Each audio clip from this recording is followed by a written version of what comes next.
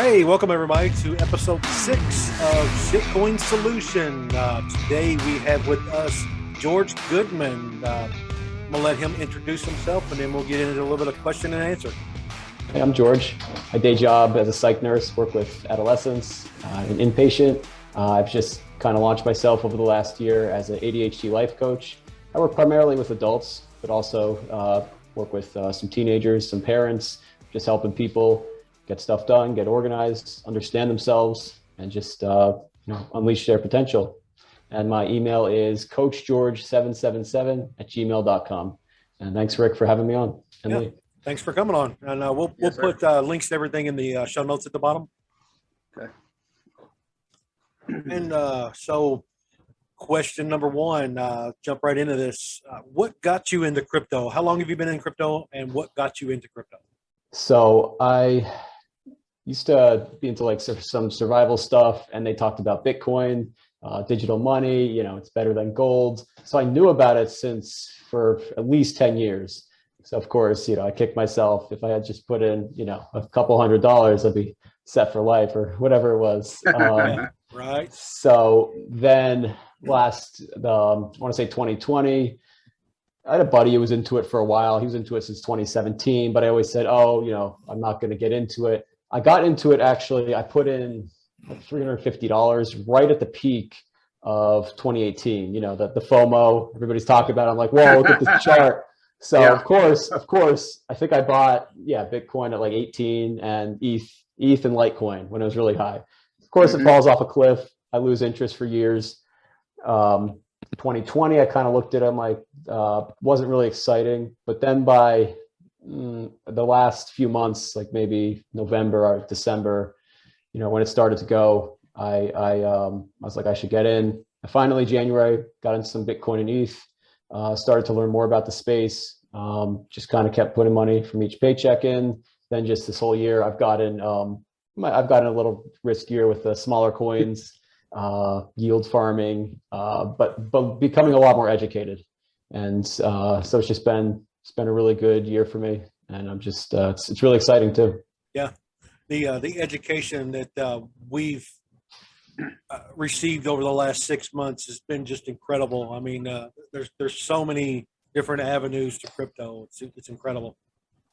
George, your start sounds just like mine. I think it was 2016. Whatever. I remember the first time Bitcoin creeped up close to 10,000. It was all over the news. Everybody was going nuts. And I'm like, oh man, I want my lottery ticket. So I didn't understand partial coins and all that. So I jumped in on Litecoin, and I think I bought it like 370. I don't know. I think it topped at 333 or 335 and then tanked. I was just like you. And then I watched it plummet, and I literally didn't check it for a year or two, or I check it randomly every couple of months. It once the excitement was gone, I was like, screw this. The money's down. I'm going to leave it there. Hopefully it'll eventually come back. That was my exact start in crypto. Was just like that. I heard it. I'm like, I want to jump on the train. Yeah. And I watched my $1,000 turn into $200 or $300 and had a no shit moment. Well, I guess I kind of had an encouraging start because I lost my Coinbase password for a while. Then I guessed it. I think it was January. So my $350 had already turned into $850. So I'm like, oh wow, I'm ahead from the start. But I'm also kicking myself. Why did I only put that money in there? Sure. Yeah. Right. So you recently gotten into the NFT space. Do you have an understanding of what an NFT is and a way to explain it to everybody?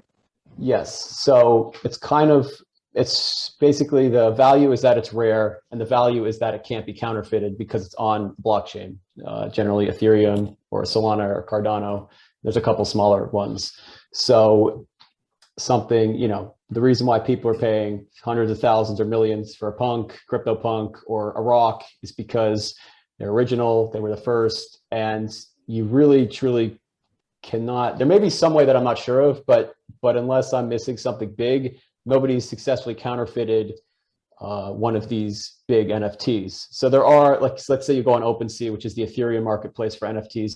There will be fake projects, but that's a separate NFT. You could just go on the address to Ethereum and you'll see that it was minted, 3 days ago. It wasn't minted in 2017. It's a fake CryptoPunk.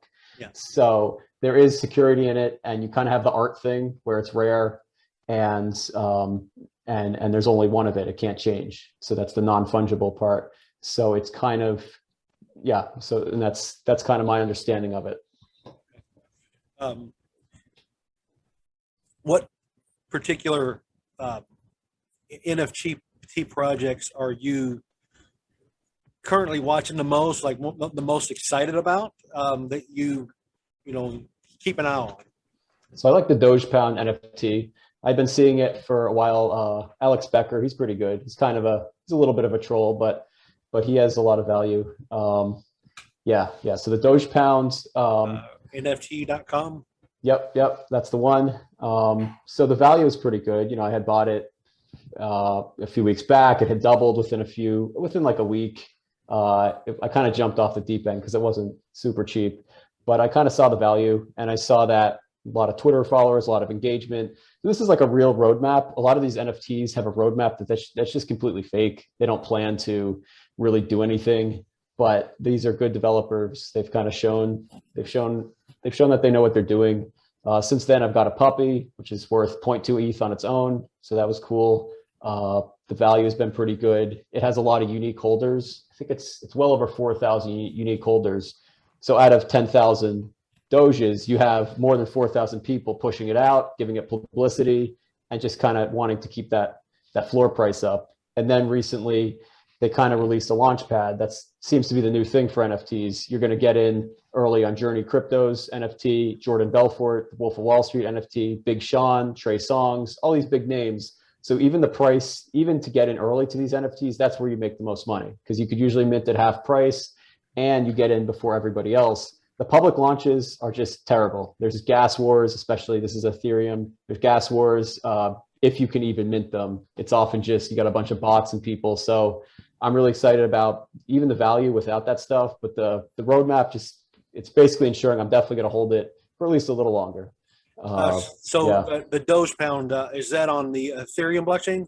That's on Ethereum, and that's on OpenSea.io. Okay. So you do have, the gas problems. You're going to pay. I mean, right now the floor is 1.6 ETH, so it's kind of expensive, and also you're going to pay another. Right now it's probably like $60 in gas, which is not a huge percentage of this NFT. But if say you were going to buy, a cheaper one, it adds up. But okay, so let me back you up just a hair here. You say that the floor is 1.6 ETH. Yes.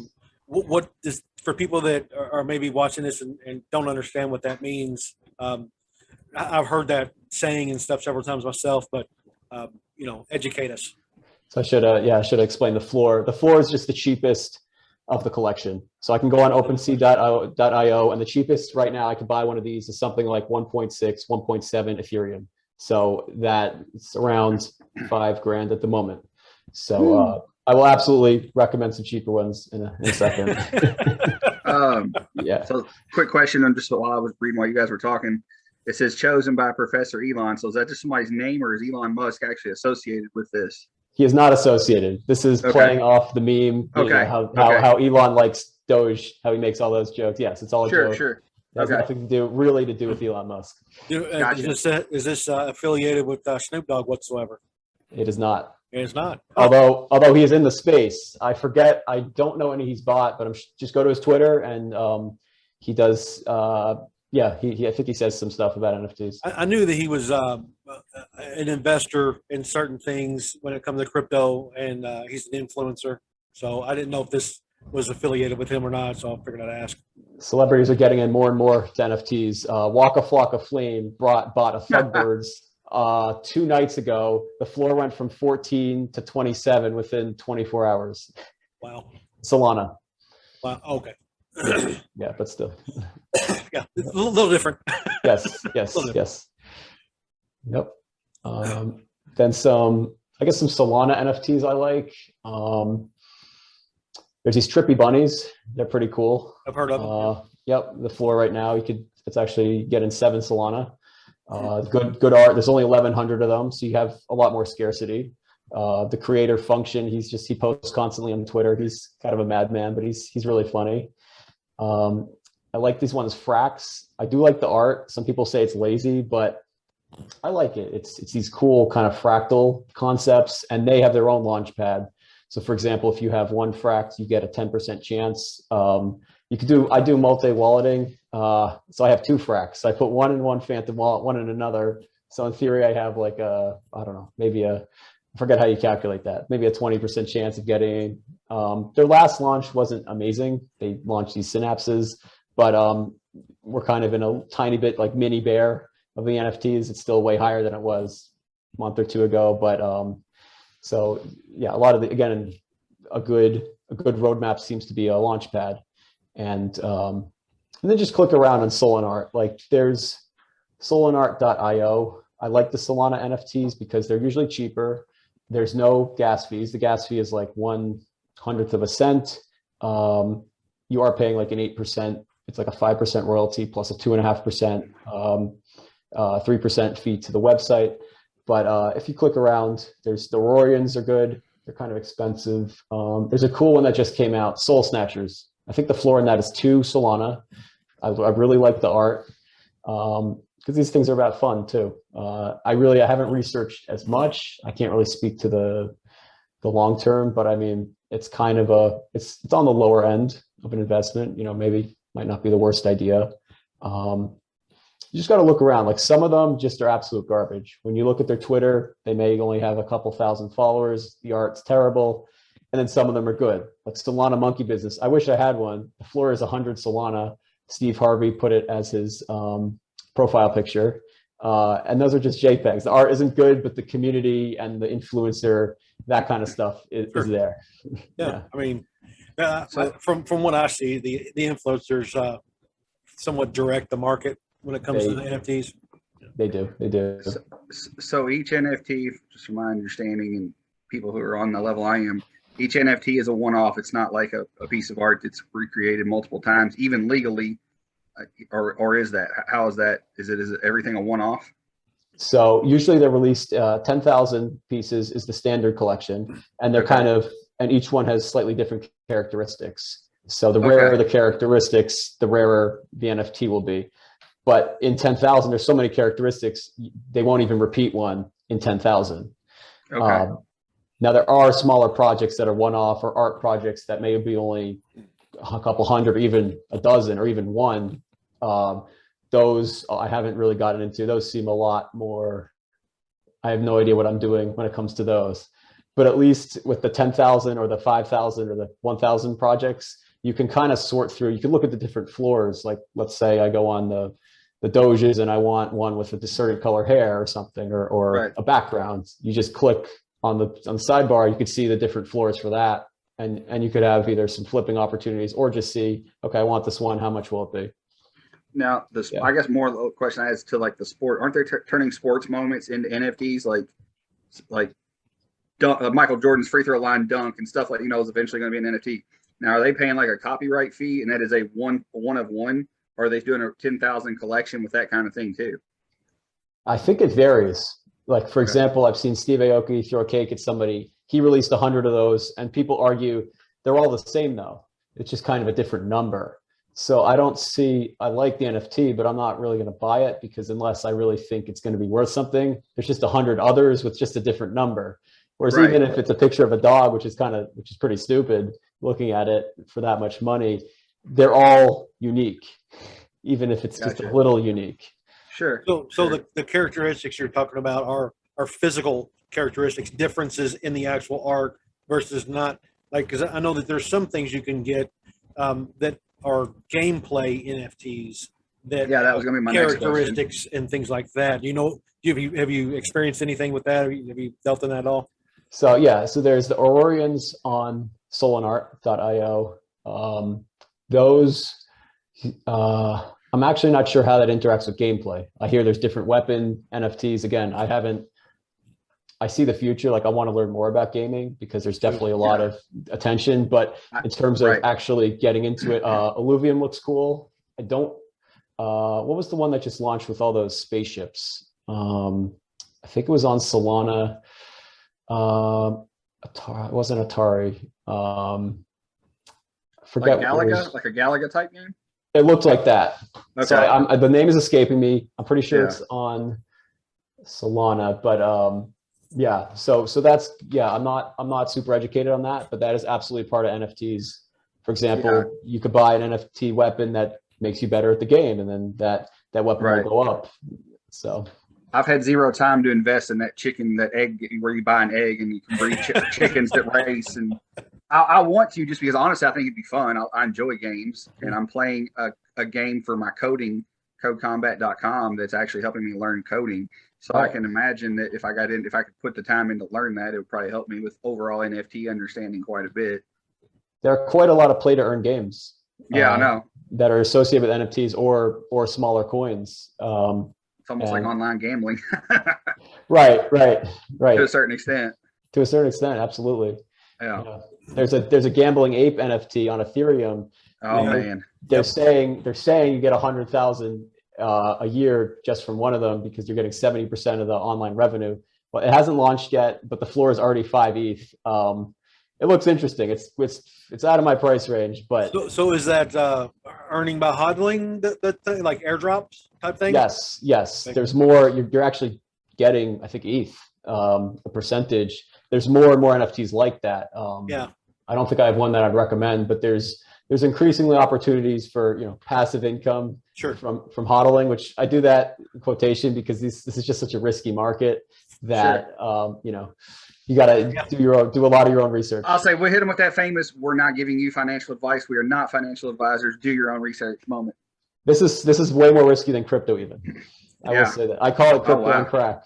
Oh wow. Yeah, that's what Hey, I speak to a little while ago, and I was like, "Woo!" I'm a certified gambler by nature, so yeah, you're talking my language. I love gambling. That's honestly, if we're gonna tell you, this is how this whole thing got started. Is me gambling on Rick to take my roughly 10 grand at the time and turn it into something that we can, hey, I'll pay you a percentage to manage my money because you can read the charts. You can throw me another 50. Yeah. And this is what you get. Yeah, he was scared in the beginning, like I was telling earlier. He was scared. I'd send him 1,000. Are you sure? Like, he would panic. He's watching all the time, thinking he's going to lose this $10,000. And I'm like, man, I understand investing in general. I understand crypto is risky. I understand, it could go to zero. It could go to 100 grand. Now that we're in 40 grand. I don't think he quite understood that I did not know what I was doing.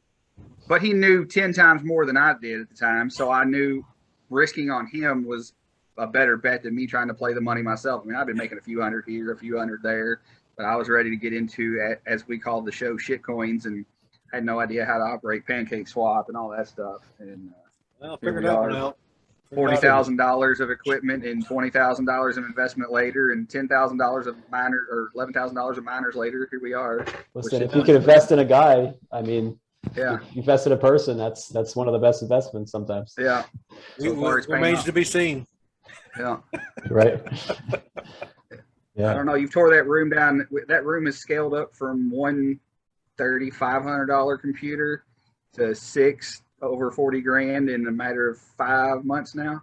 Yeah. So that room's been redesigned, removed, wires reran, electric borrowed from other rooms.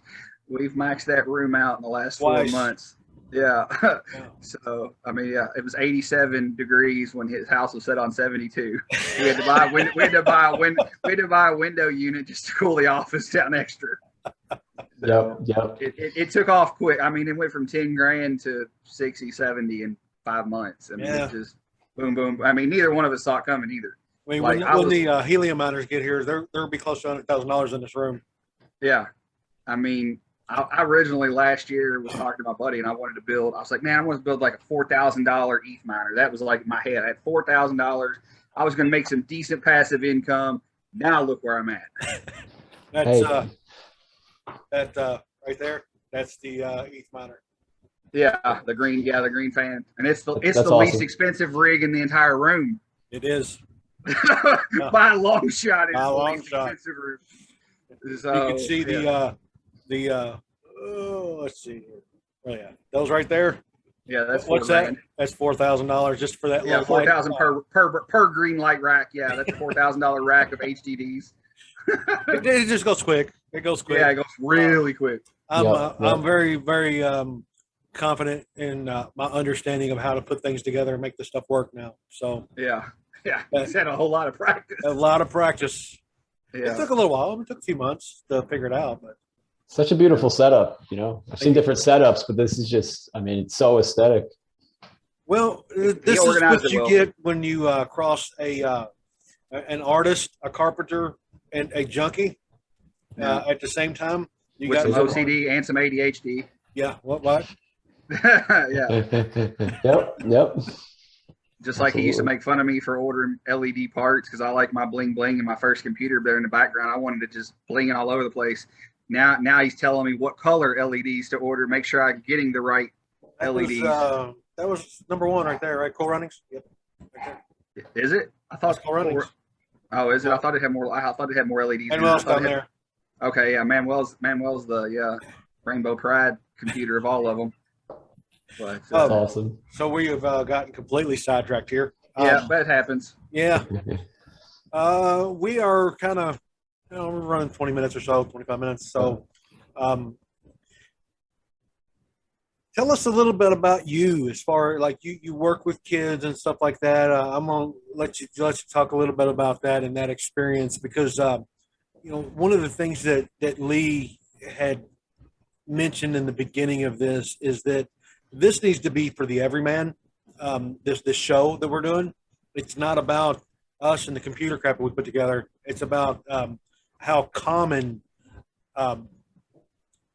the blockchain space is now with everyone. This is the everyman's currency now. And so tell us a little bit about you and what it is that you do. Absolutely. So I went to nursing school. I didn't know I liked mental health, but the more I learned about psychology and then I took mental health nursing, I just fell in love. So especially with adolescence, I don't know, I guess I'm kind of a teenager myself in some ways, never grow up. Yeah. So never grow up, man. Never. Exactly. So I've been a nurse with mostly adolescents although some adults and some 11 to 13-year-olds, mostly 13 to 17-year-olds for the past 4.5 years. And a lot of them come in depression, anxiety, self-harm. I just say my skill set, I kind of, unfortunately restraints and seclusions are part of it, but I've helped many kids not go into that. I have that kind of therapeutic approach, like the therapeutic relationship. Just eliciting ear is really, really kind of 90% of it when they know that you care to a certain extent, and I enjoy it.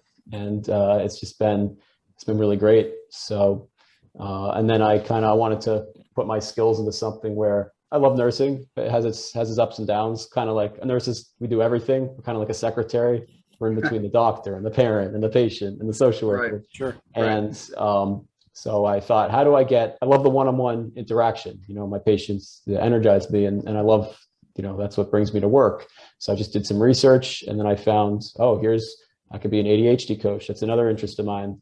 So I took a class last year, adka.com, ADD Coach Academy. Took that class. I've been doing it a little bit part-time ever since then. I mostly coach adults, but as I said, I got a lot of experience with all age groups.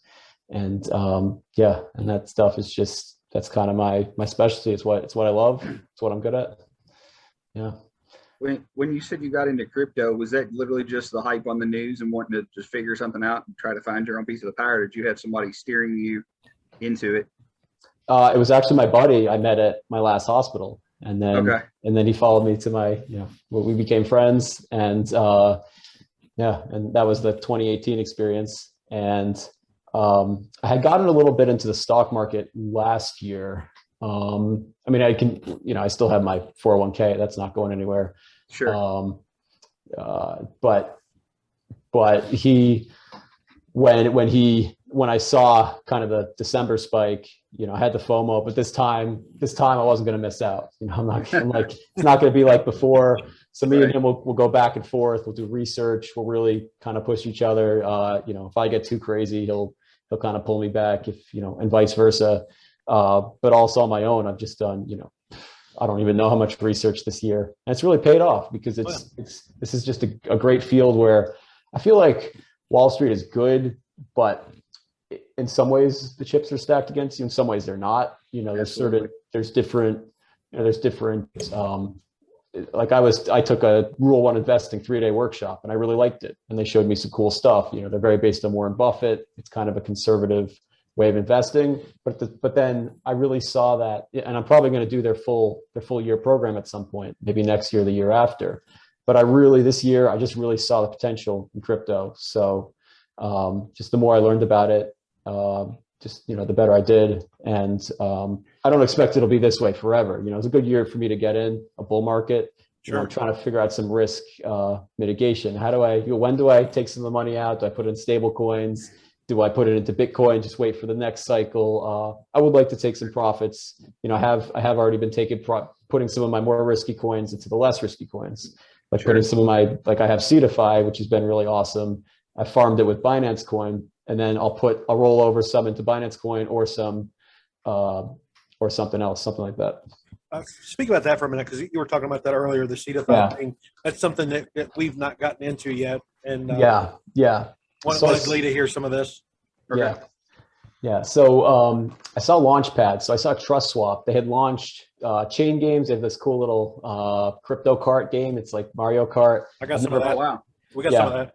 Yeah, I've never played it. Yeah, I hold a little chain games. But then TrustSwap, which is very expensive. By the time I was looking at it, I think it was April. It was kind of out of my price range. And I didn't even realize back then you can't do IDOs, initial token offerings in the US, but I didn't know that. So I was looking, okay, where's an affordable launchpad? So I saw Journey Crypto had done a video a while ago on Cetify. Cetify was new then. It was a little sketchy, but I did some research on it, and they had a decent roadmap. I wasn't completely sure, I'll be honest, but you know, I bought some.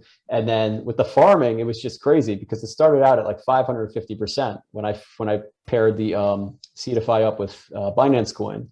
So I was kind of still unsure for a while. And then when they answered all their questions in the Telegram, and then they came out, they're like, we're turning into a gaming launchpad. And I was kind of unsure because I'm like, is that the future? But then I saw how good gaming was. So now they've just they've launched crypto blades. I forget the other ones, but along that time, the yield has remained, you know, it's gone from 550% down to 200. Right now we're at like 250%, but that's crazy gains. And and then Cetify, you know, I think I bought it at 260. It went all the way down to 30 cents, just held it. I'm like, it's going to go back up. We're sitting at like $3, but you know, I like that project. And so along with that, you have impermanent loss. When you farm something, I think this is Pancake Swap, but it's on Tostas.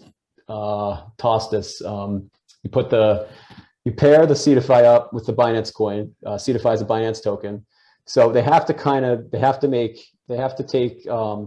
50-50 in the pool. So like, let's say Cetify goes from $2.50 to $5, which it did at one point. There needs to be 50% of each. So in permanent loss, you're actually going to lose about 10% because you're going to have less Cetify and more Binance coin to keep that liquidity.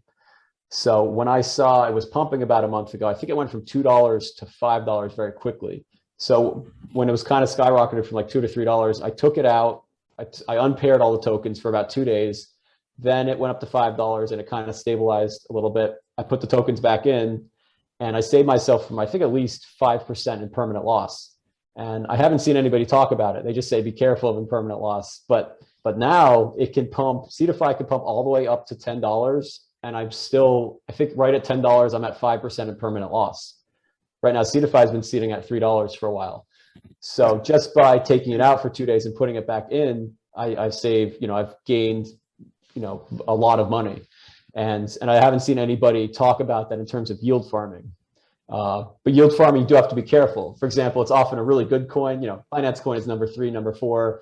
Right. Paired with a very iffy coin. So really do your research, because if your iffy coin goes to 0, your other coin's going to 0, your Binance coin's going to 0 too.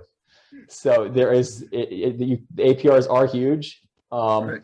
Something I would probably shout out is Illuvium, I probably wouldn't, Illuvium. It's a new game. I think you pair it with either ETH. I think it's ETH. So Illuvium and ETH right now, I think it's like 300% around there. I wouldn't lock it up. This market is so volatile. You could get far more gains if you lock it up. I wouldn't touch that. just unlocked, you have, you have great returns. And yield farm is just really, I mean, it's really the next step for me. It is risky, do your own research, but it's been really cool. Do you earn yield on both pairs or just the lower pair? I get paid in CeDeFi. Oh, you got paid in CeDeFi. Yes, Okay. so it's really cool. You go to Tostas, and then it'll tell you how much CeDeFi you get, like by the minute, basically, and you just take it out whenever you want. It costs a few cents of Binance each time. Yep. It's really cool, and they could easily take your money, but same with Tostas. I went in there, Telegram seemed pretty legit. It's been a good experience. Good. Yeah. All right. Well, is there anything else? Any other thing you want to discuss, talk about?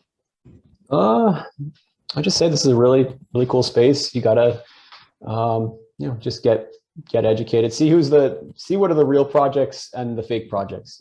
Like some of them, everybody has a roadmap, but very few people execute on it. And you can see the execution.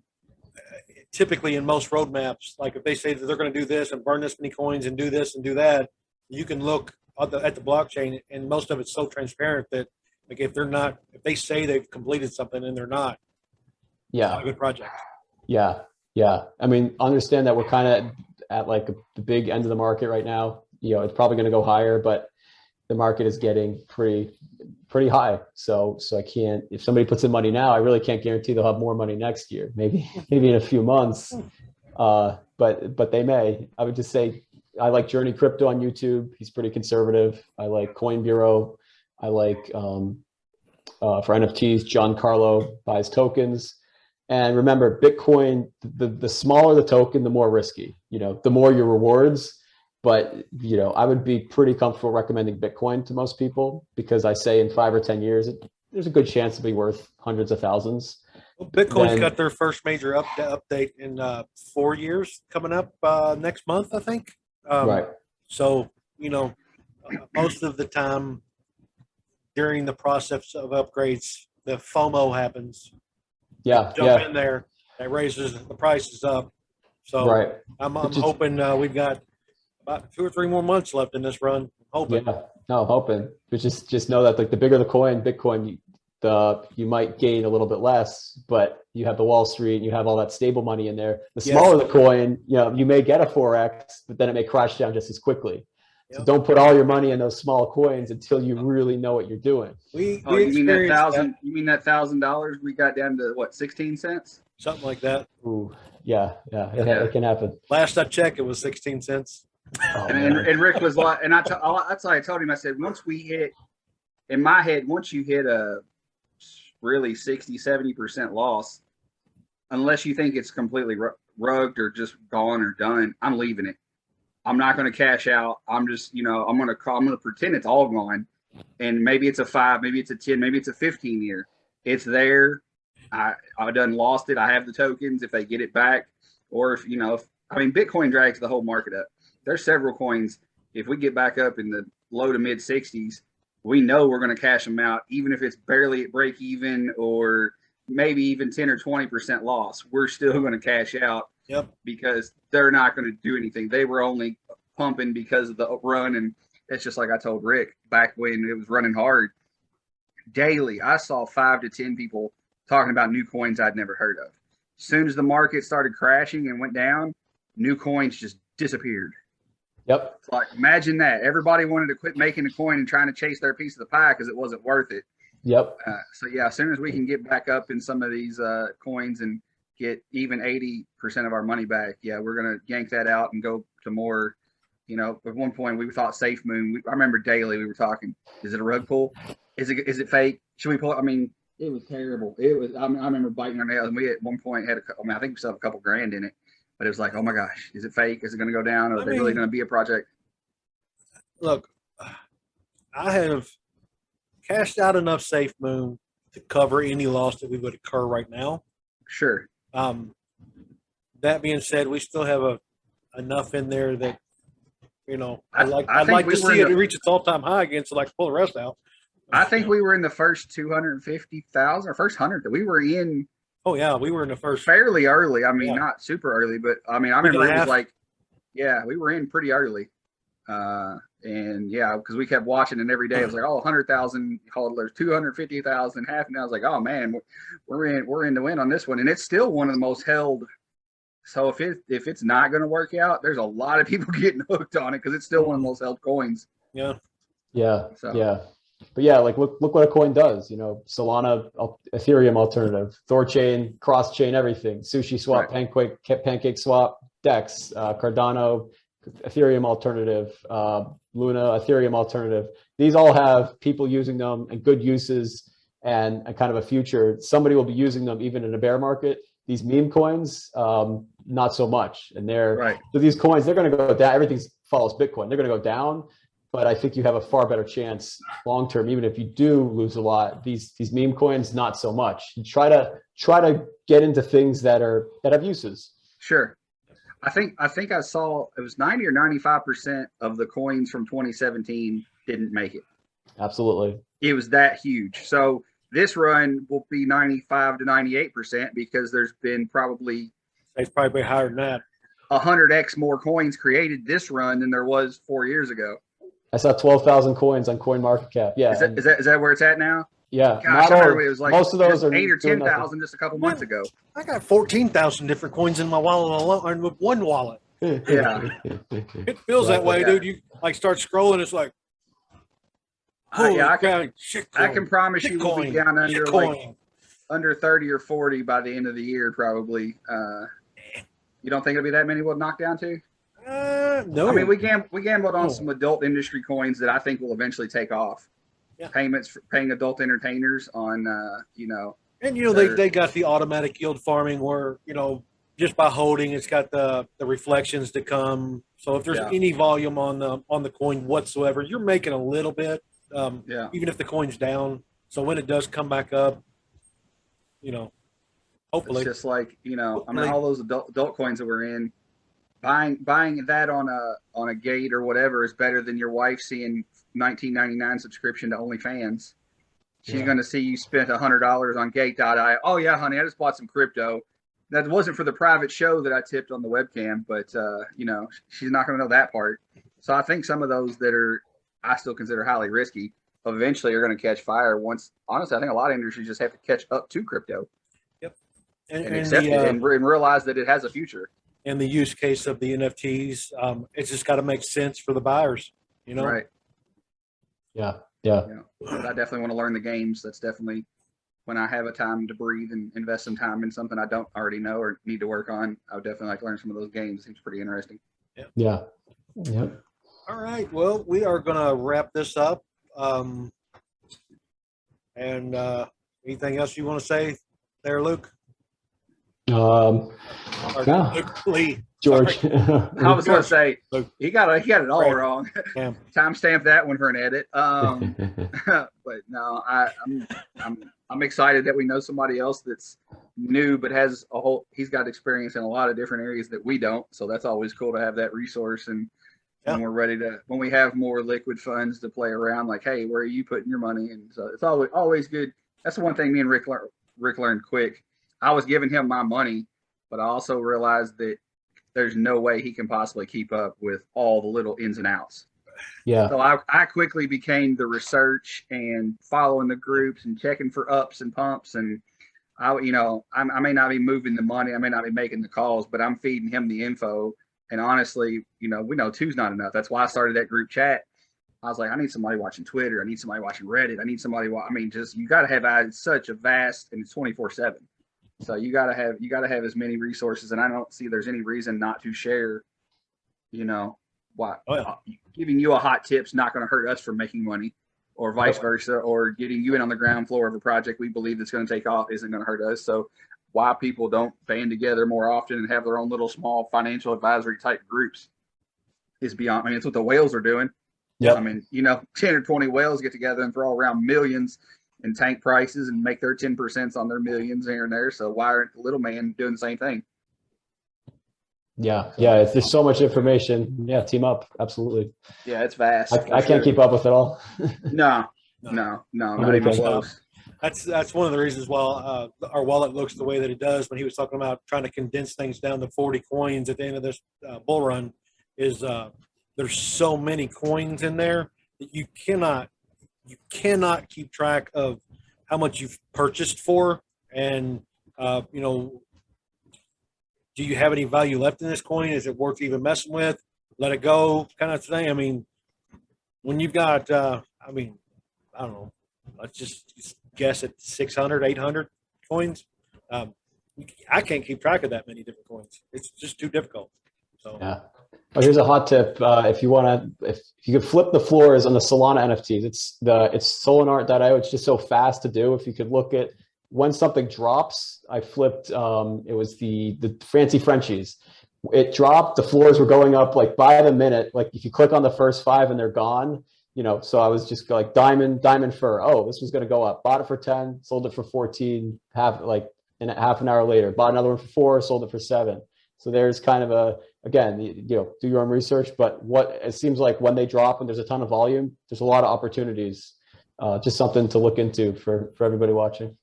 So the OpenSea, is that like a secondary market, or is that where you buy and sell? Like how's that work?